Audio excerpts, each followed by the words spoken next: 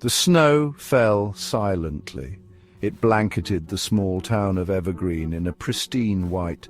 Every house glowed with warmth, Christmas lights twinkling against the December night. But a chill hung in the air, heavier than the snowflakes. It settled deep in your bones, a chill that whispered of the frozen lake at the edge of town. Evergreen Lake was a silent giant, its surface a mirror reflecting the moon. No one dared venture onto the ice. Not anymore. Not since the stories began. Stories whispered around fireplaces, stories that sent shivers down your spine, stories about strange sounds and shadows beneath the ice. Most dismissed them as folklore, nothing more than winter tales to scare children. But some, like Anna, felt a shiver of unease every time their gaze drifted towards the frozen expanse. This year, the silence of the lake seemed louder, more ominous, as if something waited beneath the ice, something ancient and hungry. The old folks called it the Lake Watcher, a creature of legend, they said, lurking in the deepest parts of the lake. They spoke of its glowing eyes watching from beneath, its mournful cries echoing across the ice on the coldest nights. Most laughed it off as superstition. Just an old wives' tale, but not Anna. Anna couldn't shake off the feeling that something was wrong. The stories her grandmother used to tell about the Lake Watcher haunted her dreams. Dreams filled with the crunching of ice, the splash of icy water, and those terrifying glowing eyes. Tonight was Christmas Eve. The air buzzed with anticipation. Anna's friends, eager for some holiday excitement, had dared each other to walk out onto the frozen surface of Evergreen Lake. It was a reckless dare, one that sent a jolt of fear through Anna. "Don't be such a scaredy cat, Anna," her friend Josh teased. But Anna couldn't shake off the feeling of dread that tightened its grip around her chest.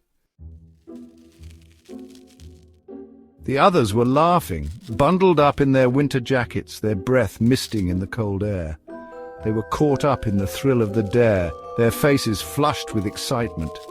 "Come on, Anna, don't be a chicken," Emily called out, her voice echoing in the stillness. Anna hesitated, her heart pounding in her chest. She knew it was foolish, dangerous even, but she couldn't bear to be left behind, not while her friends were heading out onto the ice. Taking a deep breath, Anna joined the group. Each step towards the lake felt heavier than the last. The ice glittered under the moonlight, deceptively inviting. But beneath its surface, Anna could sense it. A lurking darkness, a coldness that seeped into her bones. They ventured further out onto the ice, their laughter echoing across the frozen expanse. The town, with its twinkling lights and Christmas carols, felt miles away.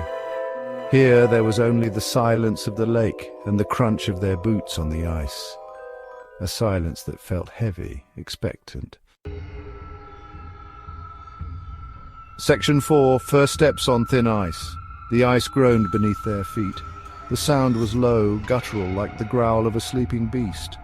Anna's breath caught in her throat.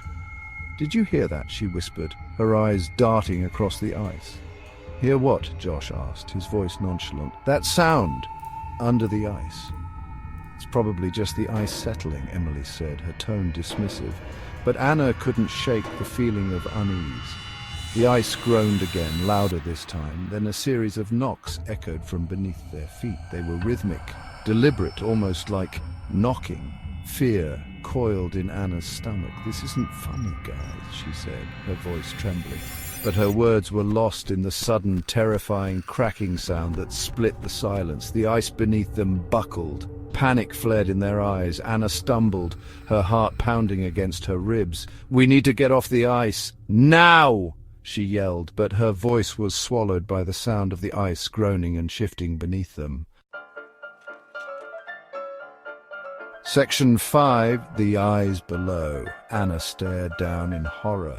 Through the widening crack in the ice she saw them, two eyes glowing with an eerie, otherworldly light. They were huge, reptilian, and filled with a cold intelligence that sent shivers down her spine. The eyes stared back at her, their gaze unwavering. Anna felt a scream rising in her throat.